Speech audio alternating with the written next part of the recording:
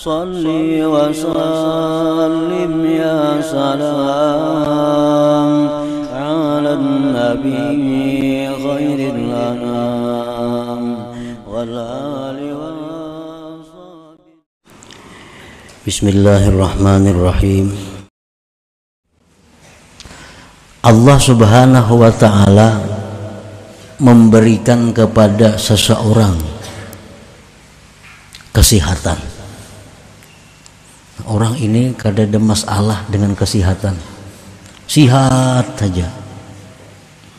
Diberi Tuhan harta yang banyak, pengikut anak banyak, punya kedudukan yang luas, kekuasaan yang luas, dimudahkan sebab artinya apa ini hendak tuh mudah, ada jalannya.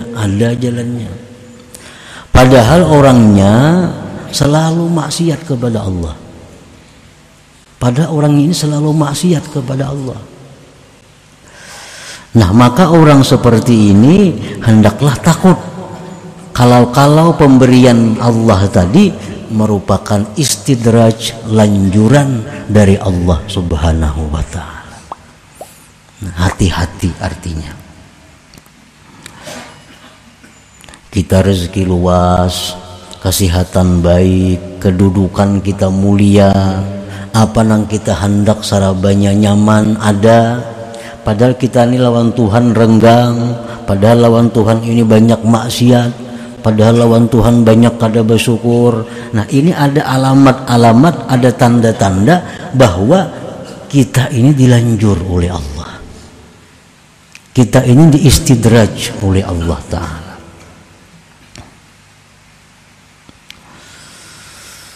Para muhibbin rahimakumullah, istidraj itu artinya lanjuran tuh. Maksudnya kumunul mihnah bi ainil minnah. Itu artinya istidraj. Tersembunyinya azab, tersembunyinya bencana, tersembunyinya malapetaka di dalam sebuah nikmat. Itu artinya lanjuran. Kayak madu itu manis, tetapi madu yang diberikan kepada kita itu mengandung racun. Nah, itu adalah nikmat, tapi di dalamnya ada mengandung bahaya, mengandung malapetaka.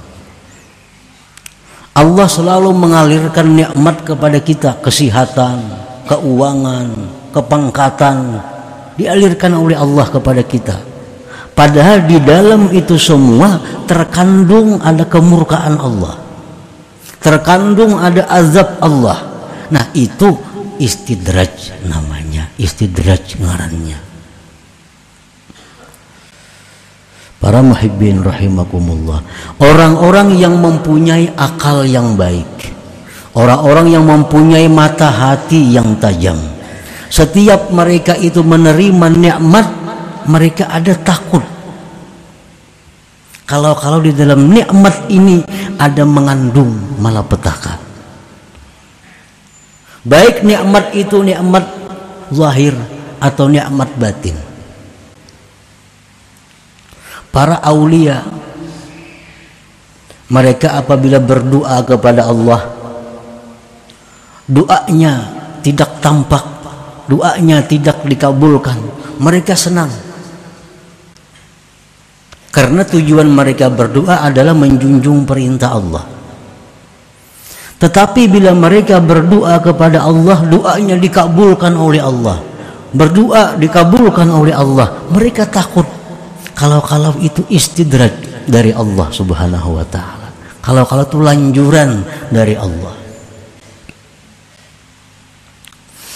Nah, para muhibbin rahimakumullah, kumunul mihnah bi ainil minnah, tersembunyinya azab di balik sebuah nikmat. Dan azab Allah yang paling besar kepada kita adalah dijauhkannya kita daripada Allah Subhanahu wa ta'ala. Itu malapetaka yang paling besar. Kalau orang kena musibah diri masih kecil, kena musibah harta masih kecil lagi. Tetapi kalau orang ini sudah kena musibah tentang agamanya, sehingga dia diusir dari hadratillah, sehingga dia dijauhkan daripada majelisnya Allah, nah ini adalah musibah yang paling besar. Ini yang ditakuti. Kalau nikmat yang kita terima ini adalah merupakan lanjuran dari Allah. Karena kalau kita pikir kita ini lawan Tuhan, banyak menantang. Lawan Tuhan kita banyak lalai. Lawan Tuhan kita banyak kadang mentaati. Tetapi nikmat Tuhan selalu mengalir kepada kita. Nikmat Tuhan selalu melimpah kepada kita. Nah ini sudah jelas istidraj dari Allah, lanjuran daripada Allah. Artinya orang ini akan berakhir dengan akhir yang celaka. Para muhibbin rahimakumullah, di zaman Rasulullah sallallahu alaihi wasallam ada satu orang yang dibuat contoh, yang diistidraj oleh Allah Subhanahu wa ta'ala, yaitu seorang laki-laki yang terkenal dengan namanya Sa'labah. Ini contoh. Sa'labah ini orang yang hidupnya miskin. Dalam kemiskinan hidup, Sa'labah ini selalu aktif hadir majelis Rasulullah sallallahu alaihi wasallam. Selalu sembahyang berjamaah 5 waktu dengan Rasulullah sallallahu alaihi wasallam. Padahal hidupnya sangat sederhana, bahkan miskin.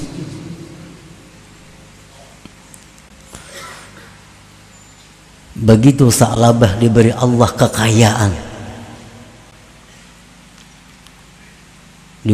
kekayaan, akhirnya Sa'labah sudah mulai jarang hadir ke majelis Nabi. Ditambah Allah kekayaan lagi, sehingga kota Madinah itu kada mampu menampung kambingnya Sa'labah. Kota Madinah itu dikumpulkan kambing Sa'labah kada muat. Bayangkan banyaknya bisi kambing. Nah, nikmat dilimpahkan Allah. Akhirnya Sa'labah kada kawa umpat lagi sembahyang berjamaah bersama Rasulullah sallallahu alaihi wasallam. Ditambah lagi nikmat oleh Allah. Akhirnya Sa'labah kada kawa lagi umpat berjumat lawan Nabi sallallahu alaihi wasallam. Ditambah lagi nikmat oleh Allah. Akhirnya Sa'labah mengingkari kewajiban bayar zakat. Zakat kambing itu kalau 40 seekor kambing. Kalau biasanya 40.000 berapa zakatnya?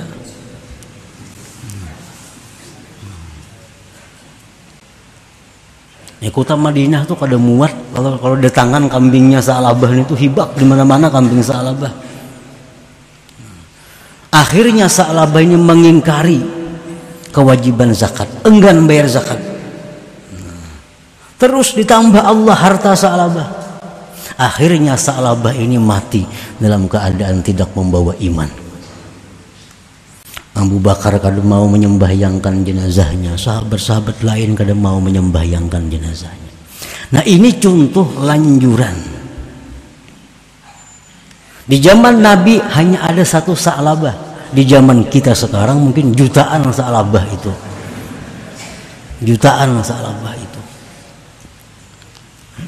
Allah menjadikan contoh yang ada pada zaman Rasulullah SAW. Nah, jadi hati-hati dengan banyaknya nikmat ini. Kalau di balik nikmat itu ada bencana yang menyebabkan kita makin jauh dari Allah, makin jauh dari Allah. Para muhibbin rahimakumullah, ruwiya anna rajulan min bani Israel qala ya rabbi a'sik wa anta la tu'aqibuni. seorang laki-laki Bani Israel berkata, wahai Tuhanku, aku maksiat kepada Engkau dan Engkau tidak menyiksa aku.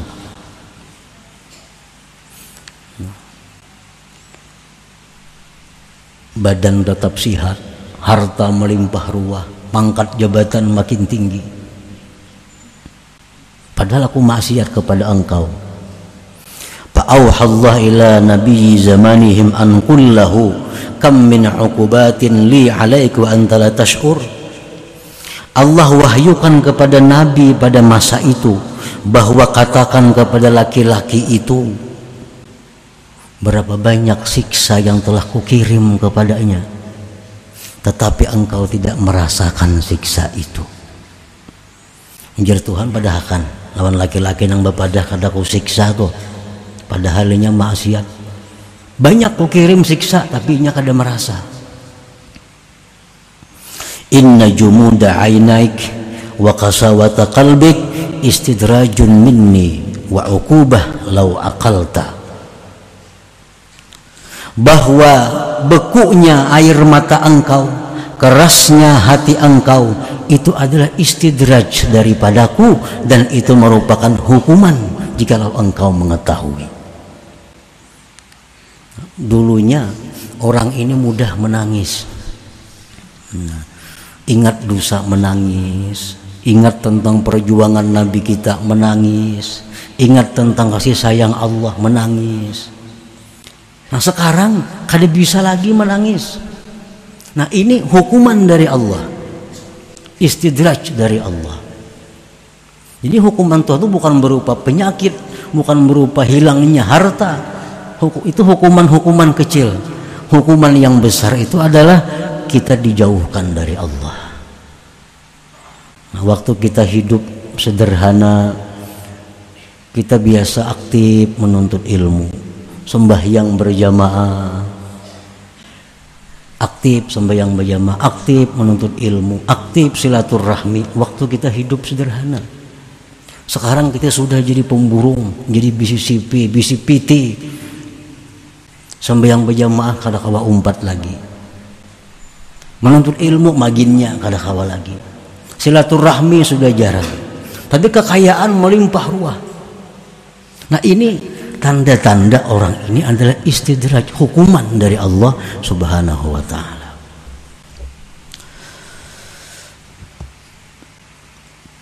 Qala Allah Ta'ala berfirman, sanastadrijuhum min haitsu la ya'lamun. Kami melanjur mereka itu dari sekira-kira mereka tidak menyadari. Mereka kada sadar bahwa ini lanjuran dari Allah. Dikiranya ini disayangi Tuhan. Aku sembahyang kada, rezeki luas. Dikiranya diperhatikan Allah. Padahal ini dilanjur oleh Allah. Orang yang dilanjur itu satu saat akan ditindak oleh Allah bagtatan, maka kejutan, tanpa sempat tobat kepada Allah. Kematian yang mendadak itu bagi orang baik adalah rahmat, tetapi kematian yang mendadak bagi orang yang jahat azab bagi mereka. Gawian kita nuntut ilmu, sembahyang, berzikir, mati mendadak itu rahmat. Sembahyang kada kakaruan, nuntut ilmu kada, maksiat riba, zina dilegawi, mati mendadak ini azab. Nah orang-orang yang dilanjur Allah itu, akhaznahum bagtatan, kami ambil mereka bagtatan, baka kejutan, mendadak artinya. Qala Sahal ibn Abdillah At-Tustari rahimahullah fi ma'na al-ayat, numidduhum bin ni'am wa nunsihim asy-syukra 'alaiha fa idza rakanu ila an-ni'mah wa hujibu 'anil mun'im ukhidhu. Arti firman Tuhan tadi adalah kami berikan mereka itu nikmat-nikmat dan kami lupakan mereka mensyukurinya. Sehingga manakala mereka itu sudah senang kepada nikmat dan mereka terdinding dari yang memberi nikmat, ukhizu, mereka diambil. sedang asik-asiknya dengan kekayaannya, asik-asiknya dengan kedudukannya, akhirnya serangan jantung mati. Banyak kalau kita mati kayak itu. Ukhizu, diambil oleh Allah Subhanahu wa taala tanpa sempat mengqadha sembahyang nang ketinggalan, tanpa sempat mengqadha puasa nang ketinggalan, tanpa sempat mengembalikan kezaliman kepada orang yang pernah dizalim. Kada sempat. Kenapa? Karena ukhizu, mereka diambil oleh Allah bagtatan.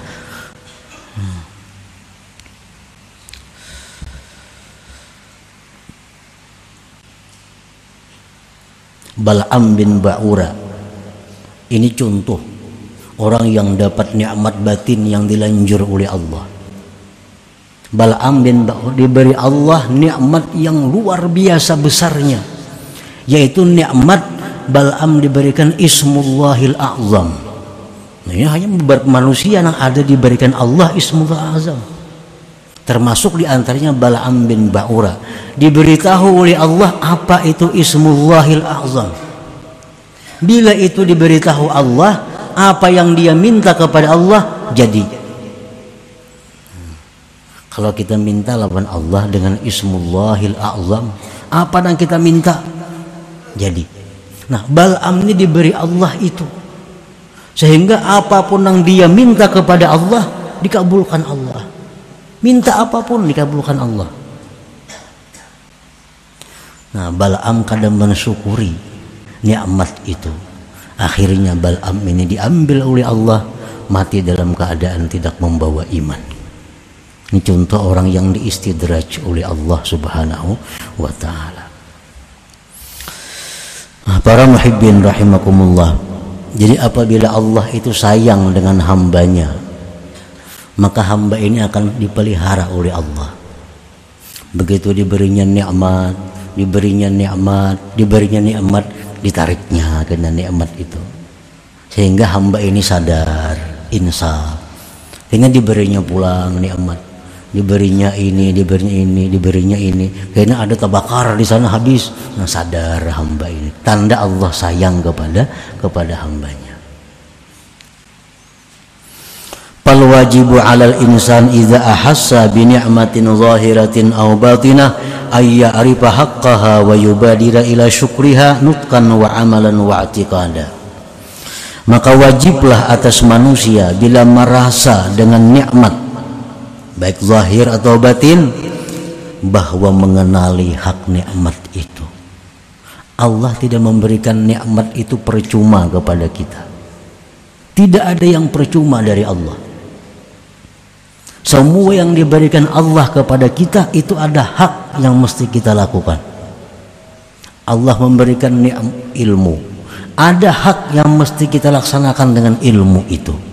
Allah berikan kita harta, ada hak yang mesti ditunaikan dengan harta itu. Nah, jadi wajib mengenal haknya nikmat itu apa. Wa yubadira ila syukriha, dan segera mensyukuri nikmat itu, baik menuturkannya, mengamalkannya, dan mengetikatkannya. Fasyukrul lisan, syukur lisan itu bihamdillah wa tsana alaih. Dapat nikmat kita, alhamdulillah, syukur lisan. Wa syukrul amal, sarpun nikmat fi taatillah, syukur amal, kita gunakan nikmat itu di jalan Allah. Gunakan nikmat di jalan Allah. Wa syukrul i'tikad, syukur i'tikad, syuhudul mun'im wal farahu bih, menyaksikan yang memberi nikmat dan gembira yang memberi nikmat dengan yang memberi nikmat itu. Fa illam yakun bihadzal wajib khifa alaihi salbu wal istidraj, jikalau dia tidak melaksanakan dengan ini kewajiban, ditakutkan atasnya ditarik dan istidraj oleh Allah Subhanahu wa ta'ala. Nah, para muhibbin rahimakumullah, setiap dapat nikmat ada 3 yang kita laksanakan. 1, memuji Allah. Yang kedua, gunakan nikmat itu di jalan yang diridhai Allah. Yang ketiga, bila kita dapat nikmat kita bangga, kita senang dengan yang memberi nikmat Allah Subhanahu wa taala. Bila 3 hal itu kita mampu melaksanakan, apapun nikmat yang diberikan kepada kita, walaupun sebiji gunung, 2 biji gunung emas, kada akan lanjuran dari Allah, kada akan lanjuran. Tapi ini nikmat yang membawa kepada rahmat Allah Subhanahu wa taala.